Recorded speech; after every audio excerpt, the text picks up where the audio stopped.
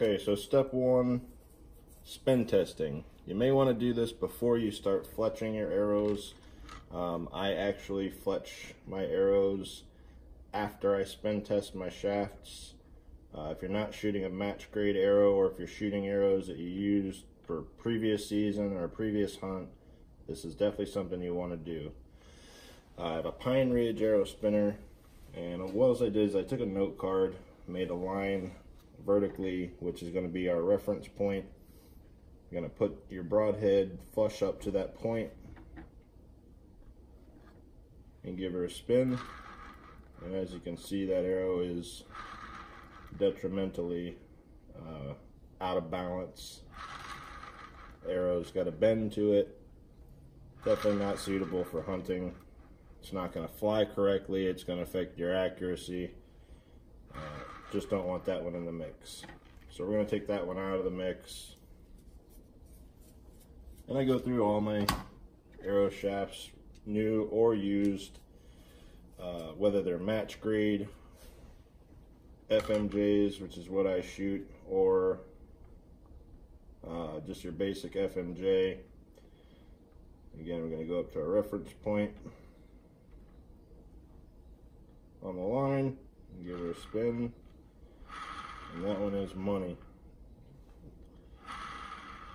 Doesn't get much more perfect than that. And again, you want to go through every shaft that you're going to shoot or plan to shoot like this and make sure they spin test properly.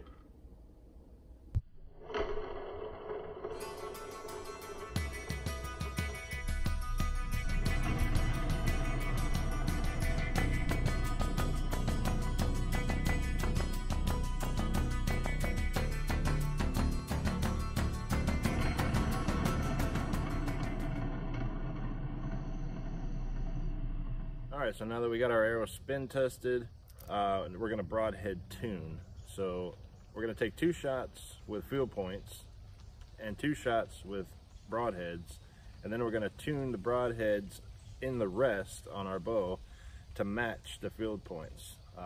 Your broadheads should be flying one way or the other, left or right, a little bit different than your field points.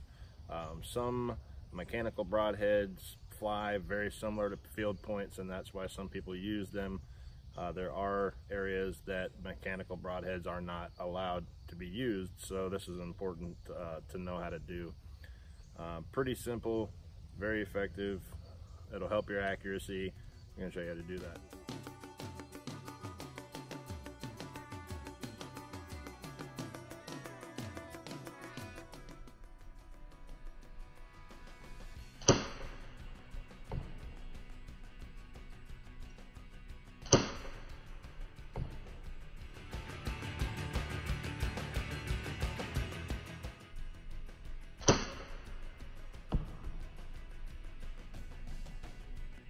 Alright, so field points 1 and 2 are almost dead center, and broadhead 1 and 2 are a little bit low and looks to be a little bit left.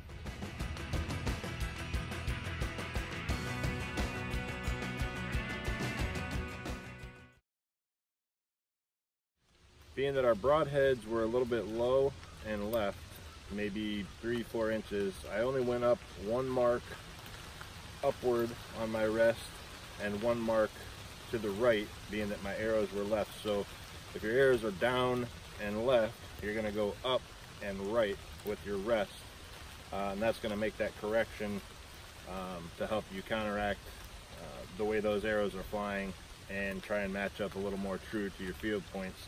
As you see, we left the field points in the target because that's what we're trying to match. So we're going to take a couple shots after making that adjustment and see where we end up.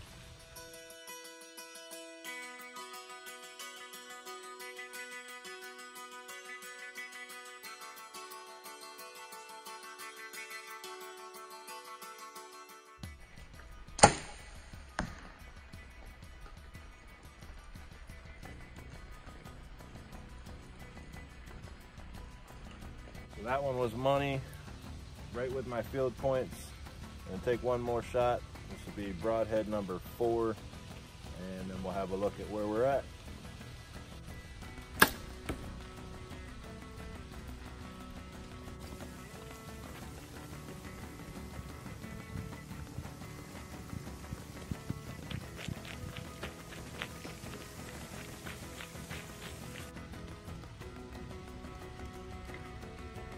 Alright, so we have field point 1, field point 2, broadhead 3, broadhead 4, and we're all within an inch. You see a couple different angles here because I was shooting from multiple angles in the back. That's no indication of how the arrow is actually flying. They're flying nice and straight and true. But that's how you make that adjustment.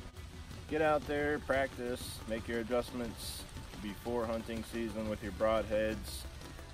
And again, don't go home with tag soup. Rock on. Thanks again everyone for watching. If you enjoyed the video, please give us a like. Please subscribe. Hit the little bell on the bottom right hand corner of your screen to be notified of new uploads. We try to upload weekly. We're going to be bringing you new content for 2019 starting in October with a bear hunt in West Virginia. We have elk on the board, whitetail season in Michigan, and a couple other states down below. You can visit us at patreon.com/AntlerAssassinsTV. And as always, thank you for your support, and we'll catch you next time.